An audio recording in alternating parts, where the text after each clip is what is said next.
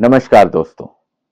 आज जब आप ये पॉडकास्ट सुन रहे हैं तो कहीं ना कहीं दुनिया के किसी कोने में, किसी शमशान में एक अघोरी किसी शव पर बैठकर तपस्या कर रहा होगा और उस तपस्या के देवता हैं भगवान काल भैरव। आज इस पॉडकास्ट के माध्यम से हम बात करने जा रहे हैं उस सच की जिसे समाज अंधकार के रूप में देखता है, अघोर समाज और उससे जुड़े भगवान काल भैरव। तंत्र का असली अर्थ, अघोरी कौन होते हैं और उनका जीवन हमारे जीवन से विभिन्न क्यों होता है।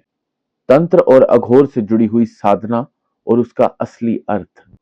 भगवान काल भैरव का वो रूप जिसे कई जगह पर कहा गया कि ये श्रापित रूप है, परंतु क्या है उस रूप का असली सत्य। और सबसे बड़ा क्वेश्चन, क्या ये सब अंधविश्वास है या एक ऐसा सत्य जिसे हम समझने से डरते हैं। दोस्तों, बहुत से लोग मेरा कंटेंट देख रहे हैं। मैं बहुत शुक्रगुजार हूं कि आप सभी मुझे सपोर्ट कर रहे हैं, लेकिन अभी भी बहुत से ऐसे लोग हैं जो कंटेंट देख तो रहे हैं but they have not subscribe to my channel. अगर आप स्पिरिचुअलिटी, तंत्र और भारतीय परंपरा के असली सच को जानने में रुचि रखते हैं तो मेरे चैनल को सब्सक्राइब जरूर करें। आपका एक लाइक, एक सब्सक्राइब, एक कमेंट करना और वीडियो को शेयर करना हमारे और आप जैसे स्पिरिचुअल सीकर्स के बीच में एक स्पिरिचुअल कनेक्शन बनाता है। तो चलिए दोस्तों, आज का पॉडकास्ट शुरू करते हैं। और अगर वाकई आपकी रुचि दुनिया के ऐसे अनकहे रहस्यों को जानने में है तो इस वीडियो को एंड तक जरूर देखिएगा। अघोरी साधु, जिनका जीवन शव, शमशान और श्राद्ध के चारों ओर घूमता है, क्या आप जानते हैं ऐसे भयानक से दिखने वाले साधु असल भाव में अभय के मार्ग पर होते हैं। Aghoris believe in non duality, जहां सब कुछ एक ही तत्व में लीन हो जाता है। शव पर बैठ के साधना करना उनके लिए मृत्यु के भय को जीतने का एक साधन है। क्या जो दिखने में डरावने लगते हैं वो वाकई में डरावने होते हैं या हमारी सोच ही उसे डरावना बना देती है। भगवान काल भैरव के बारे में बहुत बार ऐसी बात आती है, क्या उनका स्वरूप श्रापित है या वही है सृष्टि के रक्षक। ब्रह्मा जी के घमंड को तोड़ने के लिए भगवान शंकर ने अपना सबसे विकराल स्वरूप यानी कि भगवान काल भैरव का प्राकट्य किया था और भगवान काल भैरव ने अपनी उंगली के नाखून से उनके 5वें सर को काट गिराया था। लेकिन वो सर जैसे ही कटा तो वो उनके हाथ से ही जुड़ गया, जिस कारण मिला उन्हें ब्रह्म हत्या का श्राप। भगवान काल भैरव को इस पाप से मुक्ति पाने के लिए हर स्थान पर भटकना पड़ा, लेकिन जब वो काशी नगरी पहुंचे तो अपने आप हाथ से कपाल छूट गया और उन्हें मुक्ति प्रदान हुई। इसलिए आज भी जब भी कोई काशी जाता है, भगवान भैरव के दर्शन करने के बिना उनकी काशी की यात्रा सफल नहीं होती। जो लोग काशी की यात्रा पर गए हैं उनके लिए यह सवाल है, जब आपने काशी में बाबा काल भैरव के दर्शन किए तो क्या आपको उस मंदिर प्रांगण में भय प्रतीत हुआ या भक्ति। दोस्तों, अघोर तंत्र के बारे में बहुत सी ऐसी बातें बताई जाती हैं जो ना ही सच हैं, ना ही कभी हमारे डाउट्स क्लियर कर पाती हैं, बल्कि हमें और डाउट में डाल देती हैं। तंत्र क्या है? तंत्र को समझने के लिए उस शब्द के अर्थ को समझना पड़ेगा। तंत्र शब्द का अर्थ है विधि, और अघोर तंत्र, जिसके बारे में हमेशा गलत बातें फैलाई गई हैं, अघोर जो हैं वो तंत्र का उपयोग करते हैं अपने अंदर की शक्तियों को जगाने के लिए।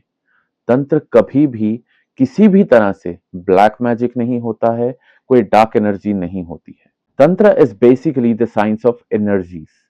Tantra is rooted in the awakening of Kundalini Shakti through deep meditations or reciting of mantras.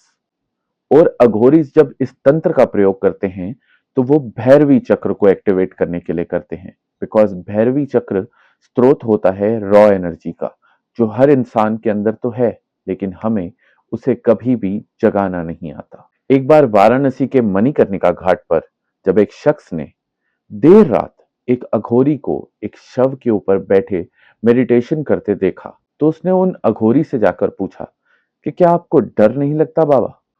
और उस अघोरी का जवाब बहुत ही कमाल था कि जो भैरव की साधना करते हैं, जो काल की साधना करते हैं, उनके लिए भय शब्द भी एक मजाक है। अघोरी आज भी भारत के कई शक्तिपीठों में रहते हैं, जैसे कि गिरनार, तारापीठ, काशी, उज्जैन और हिमाद्री पर्वत। उनकी साधनाएं अखंड ध्यान, कपाल क्रीड़ा और शव साधना के माध्यम से होती हैं।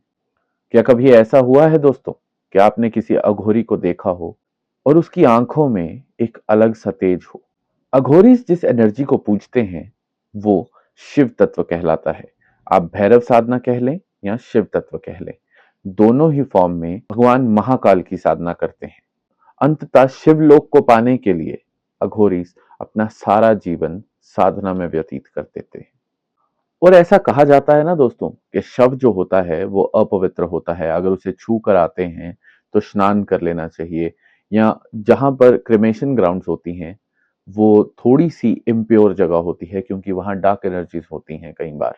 एक बात मैं आपको फैक्ट के साथ बता रहा हूं दोस्तों, किसी स्थान में पवित्रता हो या नहीं हो, जिस स्थान पर अंतिम क्रिया की जाती है वो स्थान दुनिया में सबसे ज्यादा प्योर स्थान होता है। कुछ क्षणों के लिए भगवान किसी एक स्थान से दूसरी जगह जा सकते हैं, परंतु शमशान एक ऐसी जगह है जहां पर भगवान भोलेनाथ हर समय विराजते हैं। वो स्थान को कभी भी खाली नहीं छोड़ते, क्योंकि माना जाता है कभी भी किसी भी समय जब एक अंतिम क्रिया की जाती है, भगवान भोलेनाथ हमारे इस शरीर को पंच महाभूतों में विलीन होने के बाद स्वयं लेने आते हैं। और शमशान ही एक ऐसा स्थान है दोस्तों जहां पर आपको जीवन के सत्य का बोध होता है।